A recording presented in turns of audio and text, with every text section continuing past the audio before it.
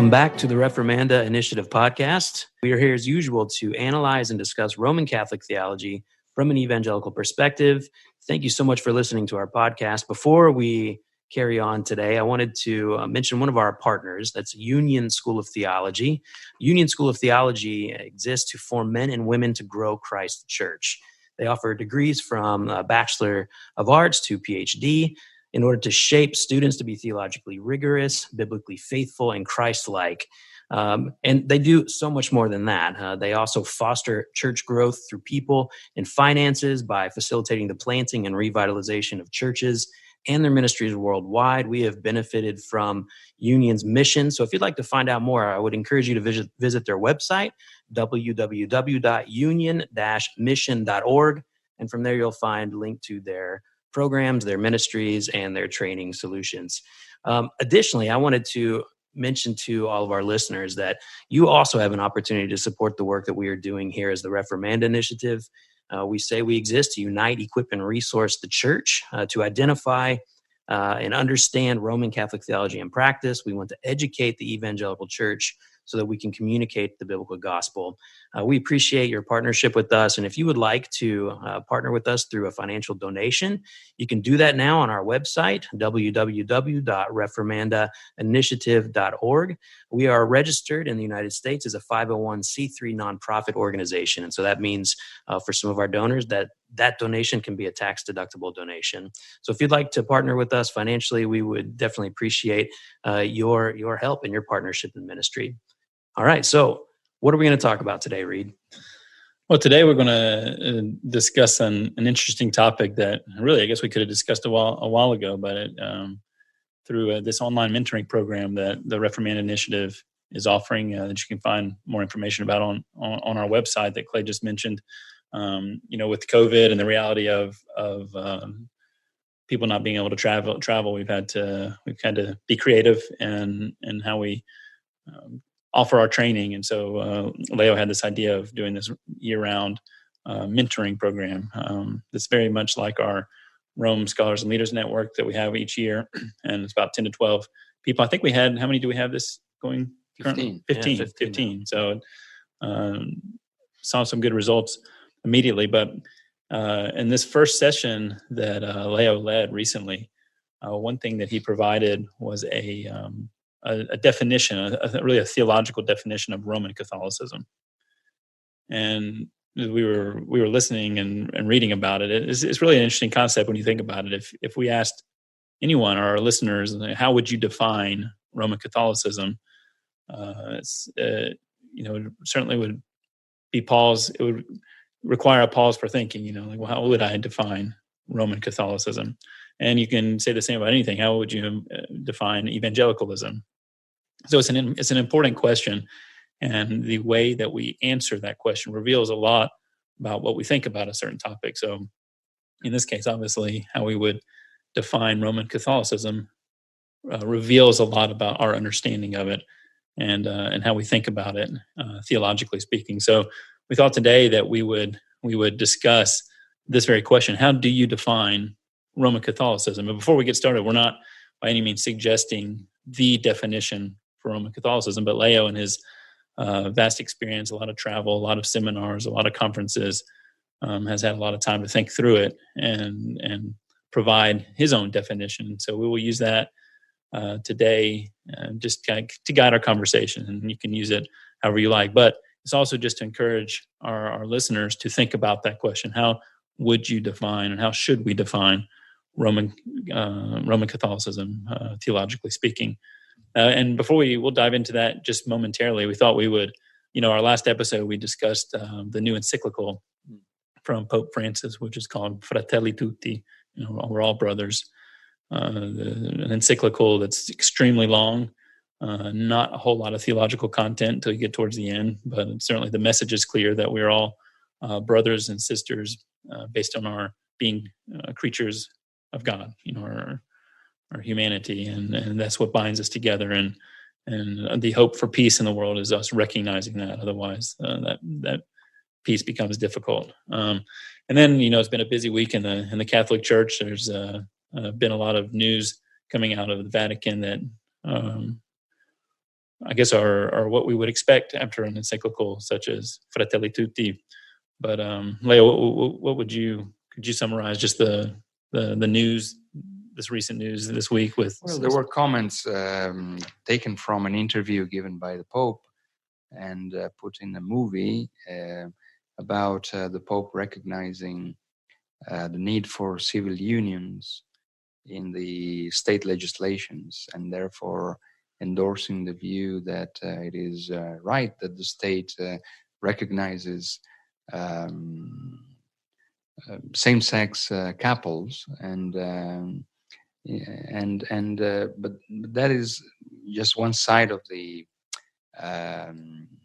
point that came out. The main point was the reiteration of what Pope Francis has been saying since his election, that we're all children of God. We, regardless our gender, felt identity, we are all children of God, loved of God. God made us this way. So just the reinforcement of this point that God's grace embraces us wherever we are, whoever we are, regardless of our sin. There is no talking about sin, and so just reinforcing what he has been consistently saying since the beginning of his pontificate. And then there's been the creation of new cardinals that will be appointed by the end of November, which is another move towards shaping the next conclave, the next election of the Pope. And so all of the, I think, 9 new electing voters are people who endorse Francis's vision and agenda, and therefore now the cardinals that were appointed by Pope Francis are the majority of the next conclave, and so that perhaps is an indication that he is more and more shaping the decision that the conclave will have to make after his years are over. Yeah, it's definitely something to take into consideration. Something that it's easy to overlook or not understand the importance of the election or nomination of cardinals, and it's for this very reason. It's very political in a sense that putting people who in that office who will vote on the next pope, and certainly they will vote on a pope that will promulgate their theological convictions, whatever they may be. So that's very important and important to keep an eye on. And a lot of the developments, certainly about civil unions, is something that we wouldn't even expect after an encyclical such as Fratelli Tutti. So things to keep an eye on because they have wide implications, I suppose. But anyway, let's go back to our discussion for today, and that is defining Roman Catholicism, at least from an evangelical perspective, and considering how we would do that. So what I'll do now is I'll just read this definition that Leo had put together for this mentoring program and for other conferences and meetings he had been to, and then we'll kind of break it down. It's a very theological definition because we are talking about the theology of Roman Catholicism. For that reason, we'll break down each sentence and walk through it and interact with it. So the definition is this. It says, Roman Catholicism is a deviation from biblical Christianity that has consolidated over the centuries by clustering around an imperial institution, centering on its sacramental system, grounding itself on its synergistic theology and abnormal ecclesiology, and being fueled by its universal Catholic project of embracing the whole world. Let me just read it one more time. Roman Catholicism is a deviation from biblical Christianity that has consolidated over the centuries by clustering around an imperial Roman institution, centering on its sacramental system, grounding itself on its synergistic theology and abnormal ecclesiology, and being fueled by its universal Catholic project of embracing the whole world. So that's a mouthful, obviously. Yeah. And for that reason, we want to walk through it and break it down. And in the notes of this episode on the website, we'll provide this definition so you can actually see it if it ever be helpful for you. But let's just start with the first statement here. It says Roman Catholicism is a deviation from biblical Christianity that has consolidated over the centuries. Leo, just help us walk through that first line. It's obviously a loaded statement. Yeah, very loaded statement, and each sentence would need careful expounding. And but in a nutshell, we all have an understanding of Christianity being a diverse movement. There is no such a thing as a monolithic Christianity. From the New Testament, from the early communities, there were emphases, differences, nuances. And even historically speaking, the church has always been diverse in itself. But when we talk about Catholicism, we're not talking about yet another biblically legitimate form of Christianity. We're talking about a deviation. We're talking about something that is moving off mainstream Christianity. So not yet another Christian denomination. We have, different streams within Christianity: the Baptist stream, the Presbyterian stream, the Independent stream, and many others. And in a way, Christianity needs to recognize its own diversity, inner diversity, in the unity in the gospel. But talking about Catholicism, we're talking about something different. We're talking about something that went off track.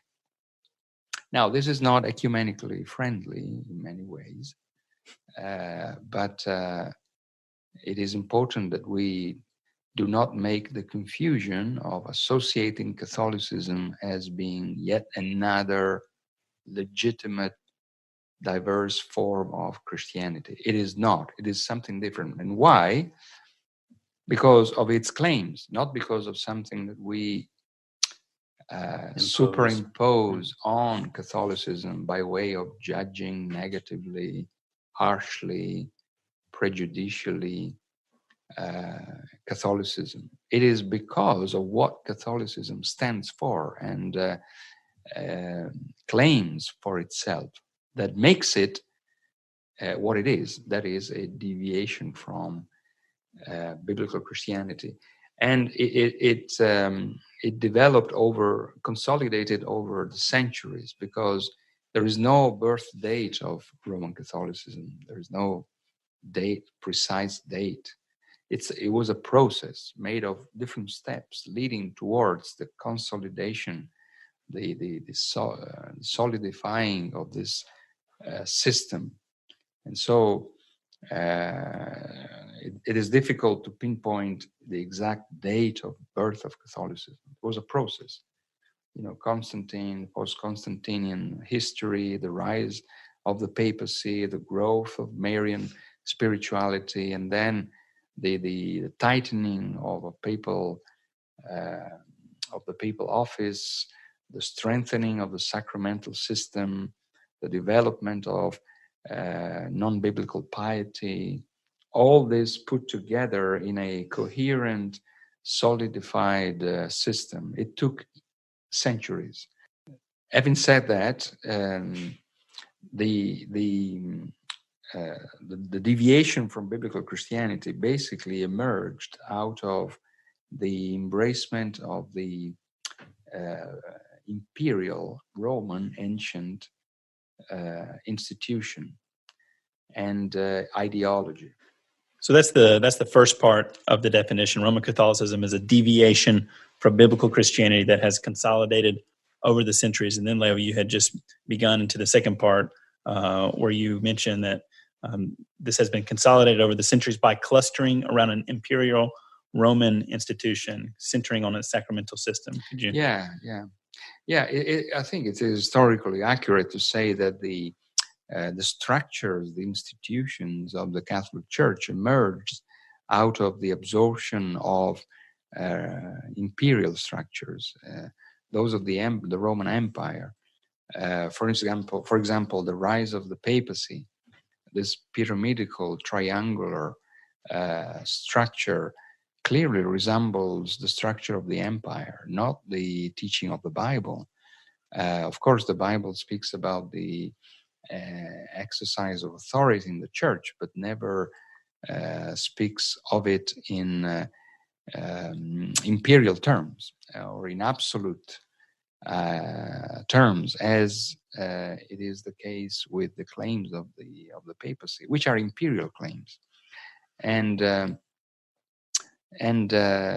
because of the self definition of the church centered around this imperial structure, the sacramental system was used as a way to affirm the power of the church, to channel God's grace, to grant, to administer God's grace, to give out God's grace. And so making this powerful imperial ecclesiastical structure being given the role of mediating between God and humanity, and channeling through the grace of God by the way of the seven sacraments. So these are elements that contributed significantly to the shaping of the Catholic Church as she understands itself and she claims what she thinks of herself. And Leo, could you quickly give some examples on how the imperial Roman institutional structure is mirrored between the ancient Roman Empire and the structure within the Roman Catholic Church? Yeah. I mean, the conception of having a pope, a king pope, an emperor, is clearly depends on an imperial understanding of authority. Never in the Bible we are told that the church needs an emperor to be governed, to be led. It always talks about a plural eldership, plurality of leaders, and with limited authority, spiritual authority, not political authority, not authority that comes from power, money, affluence. No. Whereas the Pope, the papacy, actually, the office of the Pope arose out of the copying of the claims of the emperor, and then that was only the top of the structure. But below the Pope, the Catholic Church created this view of bishops being performing the role of senators in the ancient Rome. So forming a college of advisors and leaders below the authority of the Pope, and yet being distinct from the rest of the people. And then the view of the clergy being a sacrament separated from that of simple, ordinary Christians is yet another instance in which the Catholic Church absorbed a view of ministry that resembled a political role rather than a spiritual role. And then at the bottom of the imperial structure, there were the slaves, those without any rights. And in the Catholic absorption of that picture, you have the lay people, the ordinary Christians that depend on the clergy for their spiritual life, to receive the sacraments, to receive teaching, to be governed.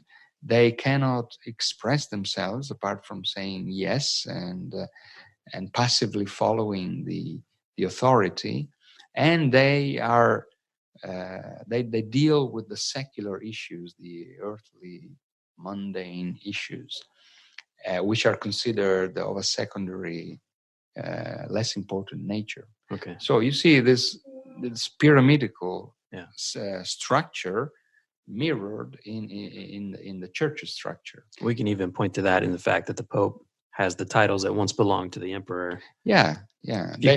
These titles do not arise from biblical titles. I mean, they are also added to some biblical titles, but the imperial titles became paramount in defining the office of the papacy. Okay. Yeah, so going back to our definition, which is these explanations are helping it to come to life and make a lot of sense to aspects of Catholicism that we may never have taken the time to really think about or and to explore why they are the way they are. So you have this deviation from biblical Christianity that has consolidated over the centuries. It's taken a long time. It didn't happen overnight for sure. That clusters itself around this imperial Roman institution that reflects more the Roman Empire as opposed to the biblical example we said or that we have. Of course, as Leo said, not that the biblical example does not encourage authority in the church. Certainly, it does, but it's in a very different way than the Roman Catholicism and the Roman Catholic Church formed over the centuries, centering on the sacramental system that affirms the church's ability to administer God's grace on behalf of God to the people. Yeah.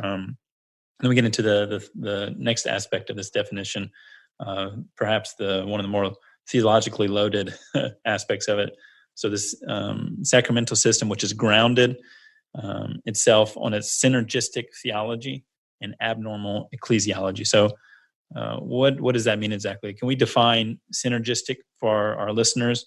And so what is the synergistic theology and the abnormal ecclesiology? Well, we in past episodes of our podcast, we talked about the two pillars of the Roman Catholic theological system, being the nature-grace interrelationship and the Christ-Church interconnection.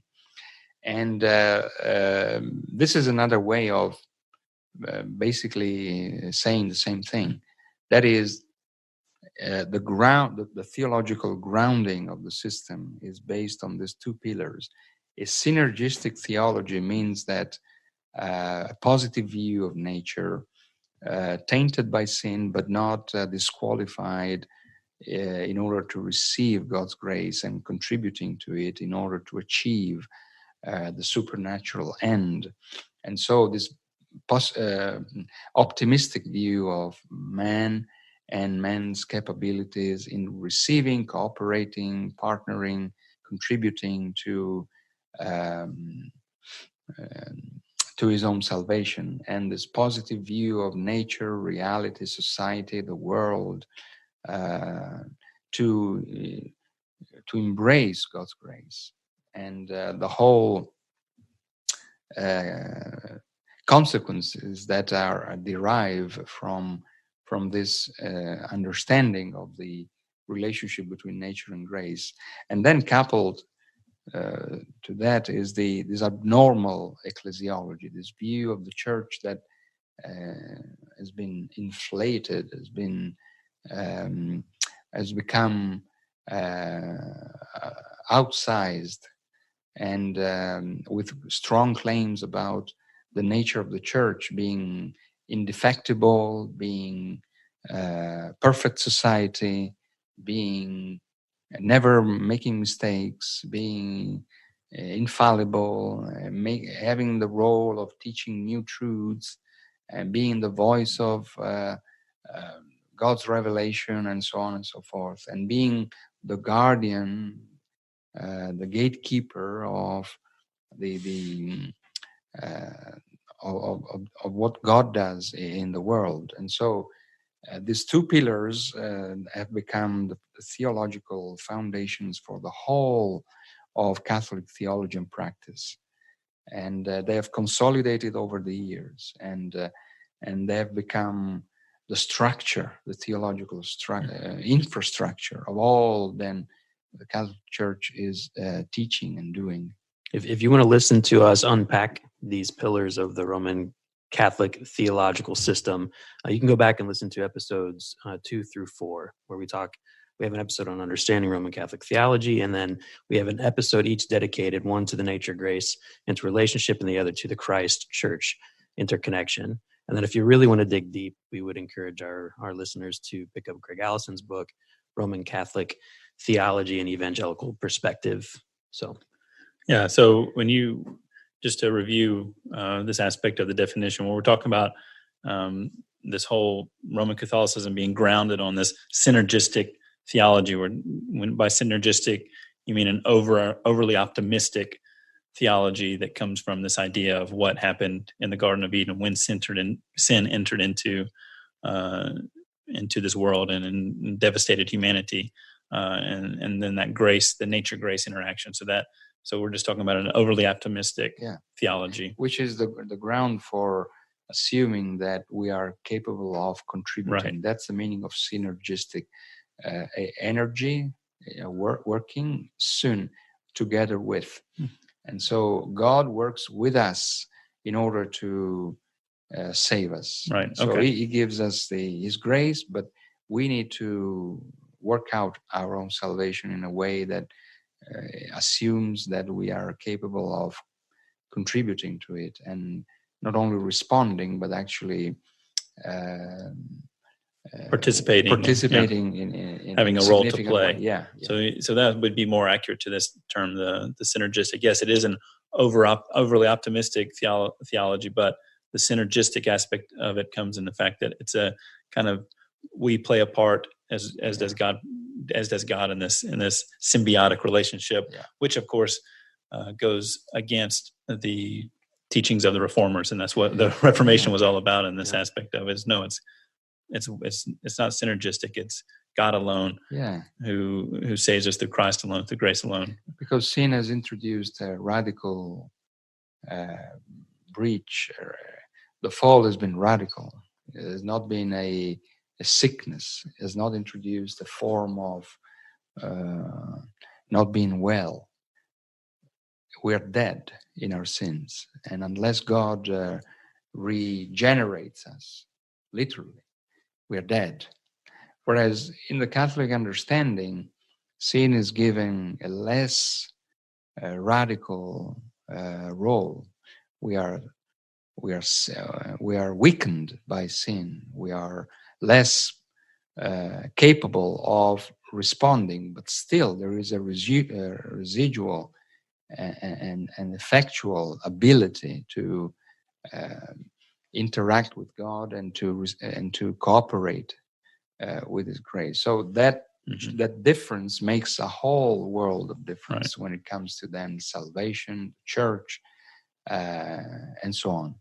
And so you have that synergistic theology accompanied by this abnormal ecclesiology, or a very overinflated idea of the church of itself and what it proposes and claims to be, of course, with the Christ church interconnection with the church speaking on behalf of Christ and representing the continuous incarnation of Christ in this world, which of course is a very inflated view of itself. So all that together is causes it also to be a deviation from the biblical Christianity, as we said at the beginning. So the last part of the definition is that it is being fueled, this entire theological system is being fueled by its universal Catholic project of embracing the whole world.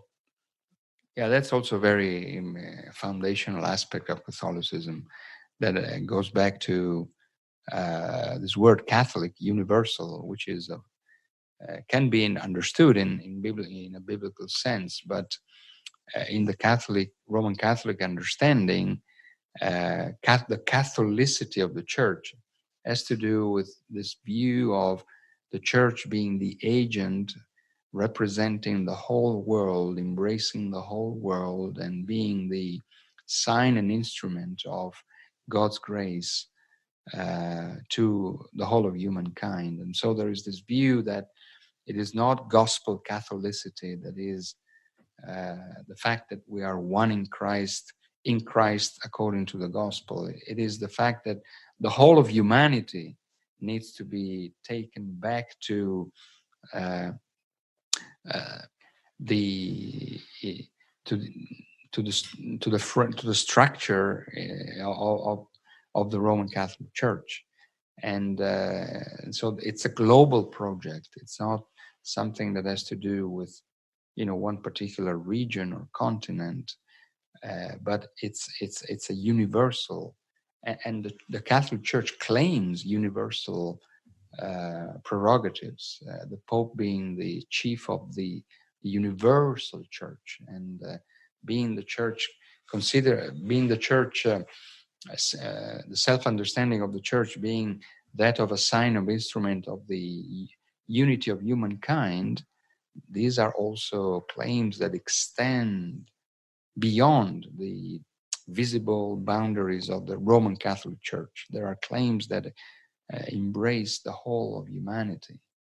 And and given the fact that there's still the Roman Catholic Church is still centered on a political system derived from the Roman Empire, makes it unique and makes it a deviation. To go back to the first affirmation, it's not the biblical church nominated or denominated in a specific way, which is biblically legitimate, but because of all this weight that the Catholic Church has accumulated over the years and the centuries, and giving them theological weight and importance, the result is a deviation from the gospel, retaining, some words of the gospel, some gospel language, but redefining them in terms of the purpose, the vision, the foundation of the system itself.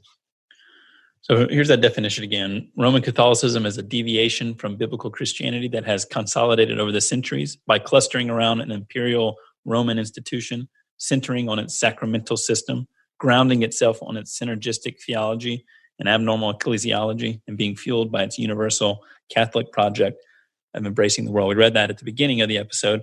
Hopefully it is still a mouthful, but hopefully now, after kind of unpacking each sentence, it makes a lot more sense. But how would you define Roman Catholicism? Again, those implications are important for how we think through anything, but certainly what we believe in are the faiths we profess. So hopefully that was helpful, some food for thought at least, and thinking through the definition and the details of Roman Catholicism and what it is and how we think about it. So thank you, Leo, for unpacking that for us. And hopefully you, the listener, found that helpful. Yeah. Again, thank you for listening. Thank you for your support. We would encourage you to make sure you subscribe to the podcast if you have not already. Share it with your friends. Follow us on social media, on Twitter @Reformanda Rome, on Facebook @Reformanda Initiative. Again, thank you for your support and following us and sharing our content. The Lord's been good to this podcast project. We have surpassed over 20,000 downloads, and we're encouraged to see what the Lord would continue to do through this podcast. So if you have any questions, as usual, send us a message. We would love to respond to you. Until next time from Rome, God bless.